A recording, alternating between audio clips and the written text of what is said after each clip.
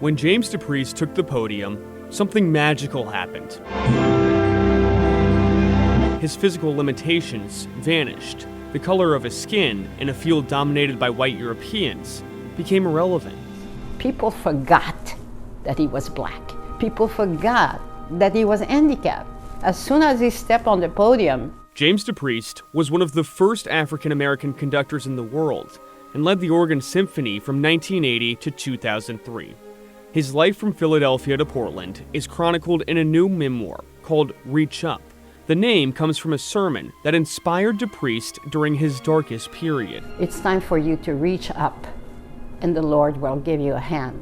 His widow, Ginette DePreist, wrote the book. That dark period happened when DePreist was 25. While touring in Thailand, he was diagnosed with polio. He had just discovered his passion, and he was not going to let that stop him.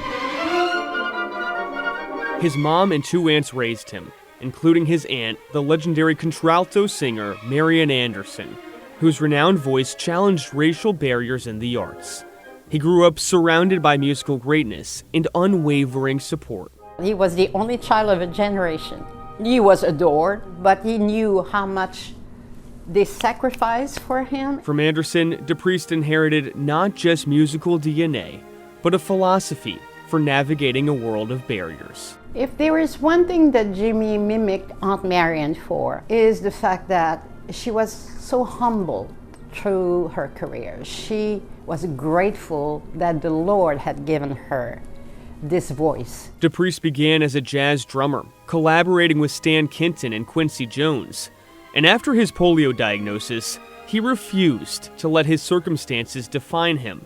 He battled through the classical world's resistance to black conductors, refusing to be pushed into a box. Everybody wanted him to conduct pop concert or black concert. And Jimmy said, I will be glad to do that, but you're gonna have to do better. Here in Portland, DePreist is credited with transforming a part-time orchestra into a national treasure.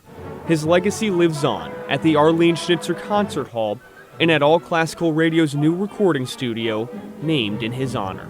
If you're a young musician and you think there won't be any issue anywhere because it's too much of a hurdle, if you really want it hard enough, you can accomplish that. And he is a perfect example of that. If you'd like to get a copy of Reach Up, it's available at the Oregon Historical Society bookstore and online at bookshop.org.